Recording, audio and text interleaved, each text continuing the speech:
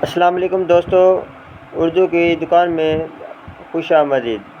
نصیحت و حکمت۔ بہلول نے حضرت جنید بغدادی سے پوچھا، شیخ صاحب کھانے کے آداب جانتے ہیں؟ کہنے لگے، بسم اللہ کہنا، اپنے سامنے سے کھانا، لقمہ چھوٹا لینا، سیدھے ہاتھ سے کھانا، اللہ کا ذکر کرنا، الحمدللہ کہنا، اول و آخر ہاتھ دھونا۔ تو بہلول نے کہا، لوگوں کے مرشد ہو اور کھانے کے آداب نہیں جانتے۔ اپنے دامن کو جھاڑا اور وہاں سے اٹھ کر آگے چل دیے۔ شیخ صاحب بھی پیچھے چل دیے۔ مریدوں نے اصرار کیا، سرکار وہ دیوانہ ہے، لیکن شیخ صاحب پھر وہاں پہنچے، پھر سلام کیا۔